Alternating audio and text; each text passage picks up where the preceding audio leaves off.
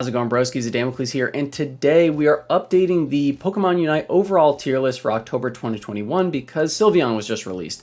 I know, we just put out a tier list for Swine, but I think that Sylveon's release changes things around just a bit, and I think Sylveon is such an awesome character that it deserves its own tier list edition, so that's what we're going to do. As always, if you haven't already, please hit the like button, hit the subscribe button, and the notification bell down below. Make sure you follow me on all socials. Go ahead and at me on Twitter, on TikTok, hop in the Discord if you want to chat. Any questions you have, feel free to ask them. I'm more than happy to discuss. I try to respond to absolutely everybody, so go ahead and do that. But without further ado, let's hop into the tier list, shall we? So, starting off right off the top, Venusaur, Nerf incoming tier. Absolutely. This character is absolutely insane right now. Basically no weaknesses aside from CC, which is kind of like a MOBA meme when a character is too strong, right? Like same thing with Master Yi in League of Legends at certain points, like, oh, what's the counter? You just CC it. Venusaur literally can't die.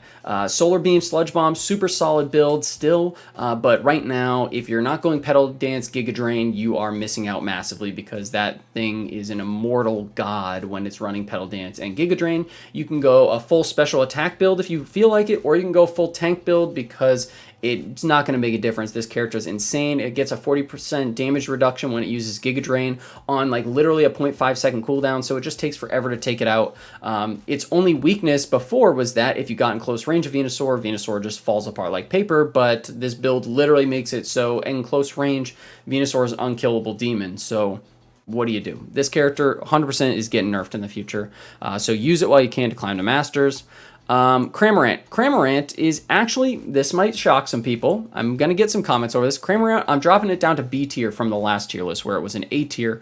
And the reason is the addition of some stronger special attack characters. I think that currently in the meta landscape, even before mobile patch and stuff like that, you would normally run like maybe one special attacker on your team, maybe two, but right now, there are just some really solid special attackers that you would take over Cramorant, and I think the special attackers that I'm talking about just directly kind of counter Cram as well. So it's still a solid pick. It's still a lane bully. It's still really solid at taking wild Pokemon camps in the early game, but it did see some nerfs in the mobile patch that saw some damage reduction to its Unite move and to some of its laning, and so I think that now Cram is more towards the B tier than the A tier. But you guys let me know in the comments what you think of that. What else we got here? Pikachu. Pikachu is going in C tier. This character, I know people hit me up in the comments all the time and say, oh, you know, you're underselling Pikachu, yada, yada, yada. Trust me, guys. Pikachu, I'm not disagreeing, phenomenal in lane. It's a really obnoxious lane bully. Electro Ball is super mean. It has a lot of CC. It's incredibly strong early game. But once laning is over, once it comes time to actually fight in team fights and stuff like that, to rotate around the map, that last 2 minutes of Zapdos that is so crucial, Pikachu falls off hard. And when I mean falls off, it basically disappears. Like, yes, it does some nice damage, but it is just it becomes a stun bot at that point. Its Unite move puts it in a super vulnerable spot where you can just get nuked down. The builds that work for Pikachu are a little bit more on the safer side, and I just think that Pikachu is in C tier. In comparison to the other special attackers on the roster, not as good. It's good in lane, but outside of lane, it just disappears. That's my story, and I'm sticking to it. What else have we got here? Let's talk about Snorlax. Snorlax is an S tier. Snorlax is just too good of a defender. It is your quintessential defender. It does everything right. Block, Heavy Slam is amazing. If you feel like going a damage build, like the Godlax build on my channel, you can go Yawn and Flail and just smack people around. It's not anywhere as good as the Block build, but Block is just too good of an ability on a defender to pass up. Its Berry passive helps it sustain in lane. It's just a solid defender. You can make insane plays with it. So Snorlax is in S tier. It's everything that you want in a defender. It's not like brokenly strong or anything like that, but it is really, really, really good. So for that reason, it's got to go in the S tier. What else have we got here? Greninja. Greninja's in A tier still. This character saw some nerfs. It was really busted. It has a couple of busted builds now. Predominantly, instead of Smokescreen and Surf, people go double team with Water Shuriken, which in my opinion is just not as strong of a build. It's the strongest build right now for Greninja, probably, but it's nothing in comparison to what that old Smokescreen Surf build was, where you could just melt people. And so Greninja, taking a little dip on the tier list. It's in A tier, not an S tier, because there are just some super solid jungle matchups now. A lot of the speedsters saw some improvements that make them menaces to these slightly slower scaling characters like Greninja now. So for that reason, Greninja is in A tier.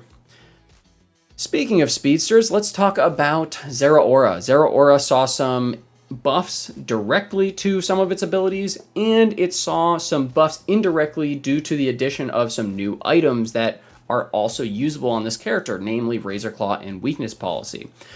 This character is just really strong at all stages of the game. Early on, it does a large amount of damage. You can impact lanes quickly. Later on, once you get Discharge, which everybody should be running still, you can just melt people in team fights. Overall, it's just a phenomenal speedster currently, and now instead of just going Volt Switch, you can go Spark with like Razor Claw and use the Razor Claw interaction to really blow people up too.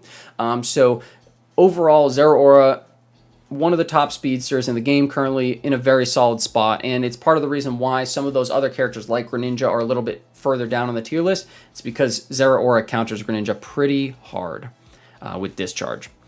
Okay, who else we got? Garchomp. Garchomp's first in D tier. This character, you guys know how I feel about this character. I put out a guide for this character. Garchomp just needs some TLC, and it's not so much TLC in the form of direct buffs. It's more about TLC, and when I say TLC, I mean tender loving care, guys. It's more about TLC in the form of additions to the roster that support more engaged type Pokemon, because it saw some pretty solid like a little bit of a boost with the new item additions like Razor Claw and stuff like that. But at the end of the day, it is just such a melee-centric character, and its early game is nothing in comparison to some of the other Pokemon on the roster, that you just get bullied super hard early, and if you're playing in some type of a competitive match, it's just not going to work out for you that well. People are going to punish that. They're not going to just let you sit there and farm as a Gibble or a Gabite. It's just not going to happen. So super punishable. If you can make it to late game, great. He does tons of damage to like objectives and stuff like that, but still really hard countered by range despite the item changes, and just needs a more of an engaged type roster in order to actually see this character be able to close the gap a lot easier and make some plays. Definitely run Razor Claw or Dragon, not Razor Claw, excuse me, Dragon Rush, Dragon Claw if you're going Garchomp though. Okay, so what else have we got here? We've got, let's do another special attack character. Let's do Ninetales. Ninetales is going in B tier. I love Ninetales. I think it's a fun character to play. I think that I'm really enjoying the burst type build that I have, like that I talked about in my Ninetales guide, where you go Avalanche and Blizzard and can kind of just pop people and instantly freeze them. It has some really interesting synergy with Swine in that way, because you guys can constantly freeze people. It's a real obnoxious lane to deal with. And being able to lock people down for that period of time is really helpful. What hurts Ninetales is the lack of pure solo carry potential, in my opinion. It's an attacker, right? And so even though it has more utility than most attackers do, if you are playing this character in an overall context, not just in ranked 5s or in solo queue, and your team is not doing that well, it's a little bit hard to like really solo carry and do a massive amount of damage in comparison to some of the other attackers in the game. So I feel like Ninetales kind of has to take a little dip for that. It pays more in the utility department, but in terms of the raw damage output, it's not exactly there, even though the burst build does help it out quite a bit. So for that reason, Ninetales is in B tier with Cram, because they're both special attackers, and there's just some special attackers that are better than them currently. Okay, let's talk about supports a little bit, huh? Blissey. Blissey is one of the best supports in the entire game right now, bar none. This character is just insane, has no real weaknesses. It's decently tanky, not like Wiggly tough levels. It just has, it's just okay. But what it is missing in that super Omega tankiness department, it makes up for in the raw team utility. The attack speed increase from Helping Hand, the heals, the potential cleanse from using Safeguard. If you go that way, it just has multiple builds that you can possibly run to counter a variety of problems that your team will face. And Helping Hand is just one of the single best abilities in the entire game, just because it buffs your entire team's speed in taking objectives or in team fights. It's just too good to pass up. The Unite move is solid as well for, if you're a really good Blissey player and you have a really solid carry on your team, that combination is disgusting because of that Unite move. If you're able to use it correctly, your one carry that you're helping out can single-handedly melt the entire team, and when they are in danger, you can save them. So Blissey is just fantastic. No real weaknesses to speak of other than just that little bit less tankiness, and it's absolutely an S tier. I think it's just a really solid pickup right now. Mamoswine. Mamoswine is in S tier. This character is a great tank. It is a balanced tank. It is not, something that was broken on release. It was something that honestly fits what it's supposed to do, and that is to disrupt people in team fights and CC enemies. It does have a super solid early game as well, unlike some of the other tanks in the game where you can beat people up in lane. I mean, you can just jump people, and there's not too much they can do about it because you constantly CC. If you combine that with Alolan Ninetales, you get into some really mean situations where the enemy team can't even react because you're just constantly freezing them. It's obnoxious, and so it's still in the A tier. It's just it's a solid pickup, but it's not as good as and as good overall as a Blastoise or a Snorlax. Speaking of Blastoise, toss Blastoise up into S tier as well. Please pay no mind to the order that I'm putting these in right now. I might have to reorder them later, but I'm just putting them on there. Blastoise is just an amazing defender right now. This thing does way too much damage. I'm putting it kind of towards the top of S, almost in Nerf incoming tier, because this character is super, super tanky. Has multiple builds that work perfectly. And above all else, the thing that I think is probably going to get nerfed is its damage. Its damage output is way too high for a defender. Way too high. There's no reason for a defender that is that good at defending already to also be able to, take an entire enemy team from 100% HP to 25% HP with one Unite move with only, one condition, and that is that his HP is at 50% or less HP. 50% or less. I think that the damage output of this character is just ridiculous.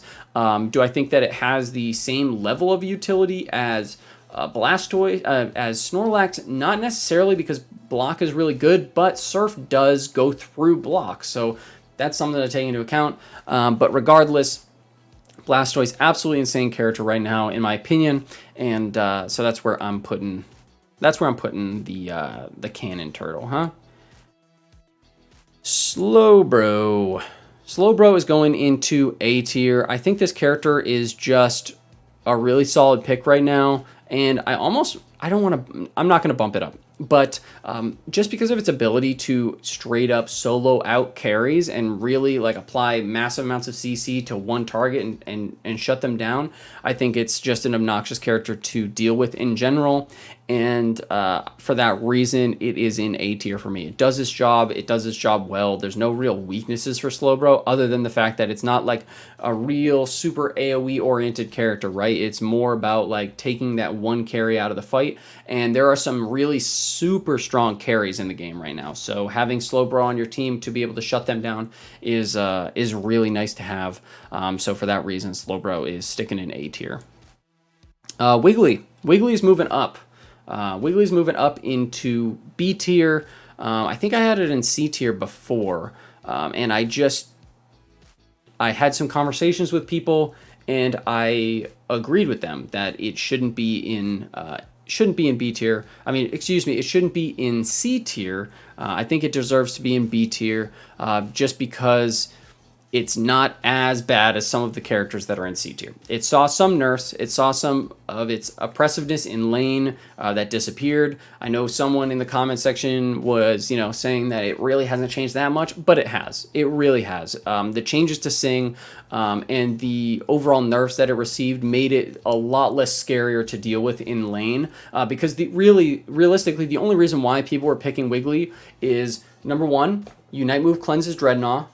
Number two, it was Omega levels of tanky, like unfair levels of tanky. And then because it was unfair levels of tanky, it made Sing and the damage output from its slaps and pounds, it made it do a ton of damage without being able to really be countered in any significant way. So by them dropping the damage output on this thing and also changing how Sing works and also removing Dreadnought debuff, you have to take that into consideration. So I don't think Wiggly is worth A tier or S tier or nerf incoming tier anymore. I think it's an okay character, but the other supports in the game are just so much better than Wiggly right now. The whole reason to pick Wiggly is gone. It's more just, do you like the character and does it help you out in a particular team comp right now? So Wiggly is going up into B tier.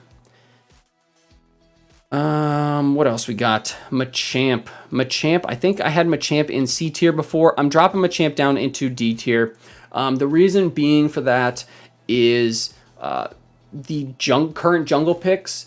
Just thinking about it a little bit more, I think that basically everything in the jungle destroys this guy if you can't play it super well like early on. Early game is Machamp's weakest point, and even if you run that like dynamic punch one-shot build that I was running before, the damage output on that is solid. It's just with the advent of all of these speedsters going and getting so much increased damage from these item changes and seeing so much more prevalence, if you are facing solid people, there's a high likelihood that you are going to get countered really hard if you're picking Machamp in the jungle, even though it's Machamp's like perceived best place. And in lane, there's no reason to pick Machamp at all in lane. There's no reason because you're just going to get countered by basically everything. So I'm dropping Machamp down into D tier. I think that does it still have a ton of CC and utility and damage? Absolutely. Its Unite move is incredible. But realistically, like, I love this character, but realistically, are you going to pick this character in your team in like an optimal team composition versus some of the other jungle picks? And the answer is just no. It's just no, despite how much I love this character. So Machamp is in D tier. All right, who else we got here? Let's do Absol. Absol is in B tier in my opinion. Absol's early game, phenomenal early game. The amount of damage output that it has is insane. But I think that as the game goes on, Absol sees a massive dip, very much like Pikachu, where your squishiness becomes very apparent once you start getting into team fights. And that is really putting a limit or like a ceiling on how far Absol can climb up the tier lists. Its early game is absolutely bonkers. It has the ability to one-shot and win fights against basically anybody in the first couple minutes of the game. Like going and securing that first Dreadnought is a lot easier with Absol. And the addition of Razor Claw, being able to go a double crit build on top of Absol's innate crit passive, makes Absol a really phenomenal early game character and really solid for solo queue and trying to snowball games in your favor. It's just that as the game goes on, you can't go and stretch that level advantage as much as you want to. You could go and be level 15, but you might be sketched out a little bit going up against a level 13 and his buddy. Whereas if you're playing one of those other characters and you have a 2-level advantage, you're probably not going to be as nervous. So Absol is in B tier still a solid character. I just don't think that, I think that its late game just hurts it significantly. Okay, Lucario, this character is insane, straight up. Just there's zero weaknesses. I talked about it on the last video. There's nothing that you can say that is bad about this character. I mean, just going down the list, its passive is great. Its move upgrades are great. Its Unite move is solid at stealing objectives. It doesn't have any. It's a melee character, but it doesn't have any weaknesses at range because of the amount of mobility that it has. Does it have a problem taking objectives? No, because power up punch is insane. Does it have a problem in team fights? No, because it's just innately tanky. It scores all the time with score shield builds. The thing is just it's bonkers. It's a 1v2, 1v3, solo laning machine. There's nothing wrong with this character. It has no perceived weaknesses. I'm expecting for it to see some nerfs because it has been too good for the longest time. Like literally since the release of the game. So, Lucario still in a super, super, super solid position. Gardevoir. This might surprise some people. I'm actually bumping Gardevoir up in the tier list, which is surprising, even to me. But I've put in a significant amount of time on this character recently, and I think it's still not good. I really don't think it's good. I think that its early game is absolutely atrocious, in my opinion. Just really despicable.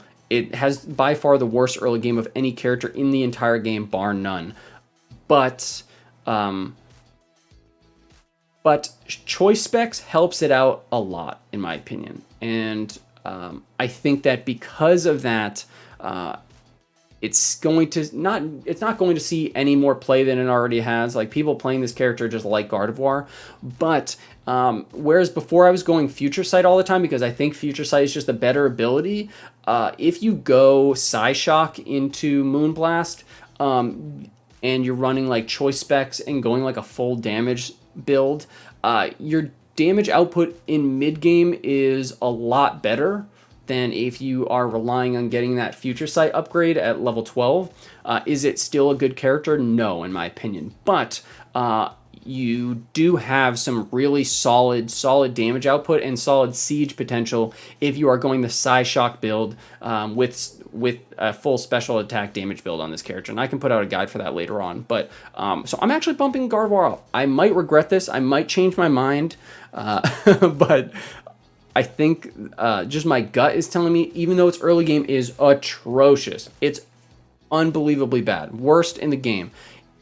If you can just try to weather the storm, at least until you get Psyshock, it makes the midpoint of the game not as bad. So it makes this, instead of coming online at minute 8, technically at minute 2, you're coming online, more at minute 5 and doing, at least contributing somewhat. So Gardevoir is moving up in the tier list. Mr. Mime is in A tier. Mr. Mime is just a solid pick. Again, another character that benefited from some of the special attack items that were added to the game, namely choice specs. That item is really phenomenal for characters that deal large amounts of just burst damage with like one ability, and choice specs really helps Mime out a lot. I also think that the combination with Mime, and if you decide to go a guard swap build, running it with some of these defenders, some of these attackers like, speedsters like Zerora or Talonflame, just to make their dive even better is, bumps Mr. Mime up a bit. Is it as good as some of the other supporters in the game? No, just from a utility perspective, but from like a laning dominance perspective, it's pretty solid. It's also really mean with Venusaur because you can kind of just keep people in place for Venusaur to eat alive. So, yeah. Okay, Sylveon. Where is Sylveon going? Sylveon going in Nerf incoming tier? I think we have to make some changes. I think that this character is belonging to its own tier, and that is the Heat Death of the Universe tier. Because Sylveon honestly just melts everything. Sylveon destroys all life that it comes in contact with. This character is absolutely ridiculous right now. Like, no ifs, ands, or buts about it. You can literally run anything on this character, and it's going to put out 100,000 damage by the end of the game. Just that alone makes it a notch above the rest. You guys might think I'm overreacting because, the character just came out. No, like, straight up, dude. I have a whole video. Go check out the video talking about why Sylveon is OP, or go check out the Sylveon build. This character, it is shooting nothing but net. There's not a single part about this character that is like bad in any way. It comes online way too early. It has damage amplification, movement speeds, spell shields, insanely low cooldown, sustained special attack, AoE damage. It has defensive buffs. It has a level 8 Unite move, which just makes it unbelievably powerful because you can get your Unite move before Dreadnought and basically auto-win Dreadnought. It has a heal that can bring it up to full HP. The character is just insane, and it's the heat death of the entire universe because it melts everything else on this roster. It melts everything. Everything. It just, you have total movement. It's unbelievably strong right now. I prefer the Hyper Voice Calm Mind build. Some people go Mystical Fire. If you like that, go for it. I don't think it's as good, but it's so insane right now. I don't see how this character was play tested at all. Like, there's no way. This character is just bonkers. It's honestly bonkers. It's too good, and you gotta give it up to it because it's on the top. It's above Nerf incoming. Like, this is like Nerf should be like, the button should be held down already on Nerf. Like, this should be like Nerf, like rewind. Like, they need to rewind and like release this character in a different way because this character is just nuts. So Sylveon is going into the heat death of the universe tier. Okay, who else do we got here? We got Eldegoss. And by the way, this is why some of the other special attackers in the game, they get dropped down, except with the exception of Gardevoir, because right now, Venusaur and Sylveon are both just busted, and there's no reason really for you to run other special attack characters because they will walk all over it. Like Cram, most of its abilities are just like one and done, right? It's like you do Hurricane, you do Surf, maybe you try the Dive build, but like Dive is just terrible, guys. Come on, you know. If you Unite move, Sylveon's going to Hyper Voice you in place and just kill you before your Unite move even gets done. Like, this character just poops on all of the other special attack characters in the entire game. The only thing with Gardevoir is that, like, Guard has some range and some CC. That's it. Whereas, you know, these other characters, they have some CC, maybe they have some range, but I mean, they're in B tier. What can you do? This character is just busted. Can't say enough good things about Sylveon. It's really insane. So use it while you can. Use it to climb to Masters because it's gonna see some tweaks, I guarantee. Crustle is in B tier. Again, same situation as last time. Crustle's just a solid defender all around, but it doesn't excel in any one thing aside from cheesing objectives with Scope Lens and Fluffy Claw. That's really what it's there for. That's what most people run it with. If you're playing it in a serious team, that's what people are doing. If you're playing it in solo queue, that's what people are doing. It's just, that's what it's meant for because, well, I can't remember the name of the ability. Because Stealth Rocks can crit. People go and run Scope Lens on it. People run Buddy Barrier and Score Shield on it. So you can like cheese people with Score Shield. You can cheese people with Scope Lens on Stealth Rocks. And then you Fluffy Tail and it just does like pretty quick objective damage. But as far as an actual defender slot on your team is concerned, like the other characters are just better, straight up. Talonflame. Talonflame, absolutely insane jungler right now. Just a crazy character. The amount of damage that this thing outputs is just bonkers straight up. Before it was like, okay, Brave Bird, Aerial Ace is going to be your nuke build, and it still is. And the addition of having the possibility of going triple damage items with Razor Claw, Scope Lens, Muscle Band, and just nuking people into oblivion with zero counterplay still exists with Brave Bird, but also you could go the other route and go Flame Charged and Fly now, and Fly for whatever reason does like more upfront damage than Brave Bird, even though it has more utility and allows you to like escape and go over walls and stuff. This character is just busted all the way around. If it gets ahead, there's very little counterplay to it, just very little. If you're an enemy carry and Talonflame jumps onto you, you lose 75% of your health off the jump. If they're running Brave Bird, then they Aerial Ace you twice and they can't miss with it and you just die. If they're running Flame Charge or Fly, they just fly away and then drop in on you again. Just a crazy character. You can run full damage or you can go Score Shield build. Such a good character right now. Gengar. Gengar is coming out of the making your team 4v5 tier and going into D tier. Just thinking about it a little bit more, I think that it has some uses in play. I played it a little bit after I released my last tier list. It's not good. It's not in a good spot right now by any means. But is it necessarily making your team 4v5? Now that I think more about it, I think I've changed my opinion. I think it's just not a good character right now. I think it's kind of around where Garchomp and Machamp are, in all honesty. The Dream Eater Shadow Ball build does a lot of damage, but it's single target damage, and you are putting yourself in a vulnerable situation when you use it, and if you miss it, then you are worthless. Hex Sludge still hurts. You still have really fast objective taking capabilities, but it takes a while for that to get online. So when you put all those things together, along with, you know, special attack itemization, Gengar is just in a bit of a rough spot. I think its early game and its early game clear is really weak in comparison to any of the other junglers on this tier list. And so for that reason, it's in D tier. I moved it out of making your team 4v5 tier because I'm nice, but Gengar, I'm not going to say it could use some buffs because I don't want to see this thing come back. But I also love playing Gengar, so I don't know. I love the character, so I want to see it get some quality of life, but really hard to balance overall. Charizard's in C tier. This character, my opinion, has not changed on it.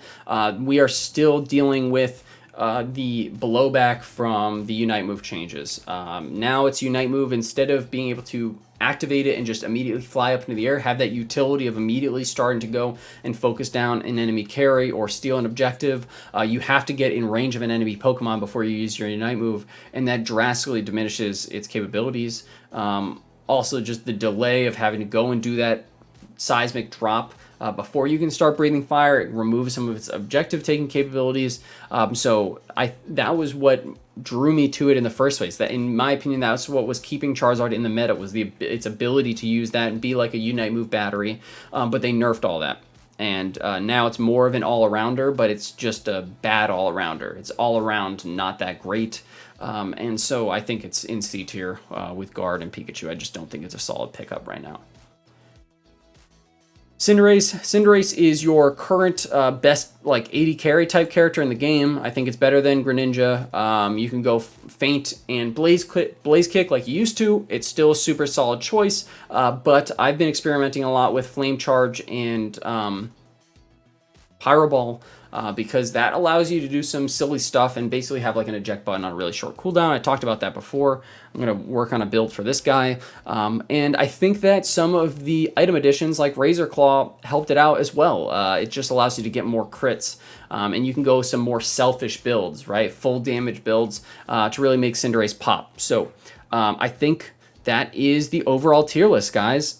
You can see there's obviously been a couple changes. Nothing too crazy, but Sylveon is just insane right now. And I felt like this was worth talking about. I am going to be putting out a solo queue tier list, so put your solo queue tier list suggestions in the description below. Go and, sorry, I'm going to scramble this, so if someone's checking in, you know, when the video ends, they just jump to the end, they're going to be like, what the heck? We got somebody last week with this. We got someone saying, oh man, like you put you put Pikachu in the top? What the heck? Okay, make sure, if you like this content, please consider subscribing down below, liking, hitting the notification bell. If you have any suggestions for tier lists that you want to see, drop them in the comments too. I am working on a solo queue tier list. I might do individual tier lists for like jungle and attacker and stuff like that. So if you think I should do that, like where would you rank different characters in that? Drop that in the comments below. If you're looking for shorter guides, hit up my TikTok. I'm dropping a bunch of like short instant guides, like 1 minute builds on there. I think we got one for Absol and Greninja and Swine currently. So go check that out. Hop in my Discord, at me on Twitter if you have any questions at all. I don't have a big Twitter following, so I try to respond to absolutely everybody.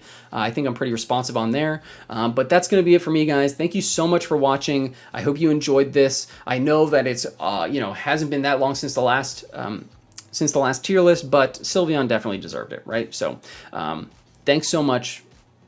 Have a good day. Damocles out.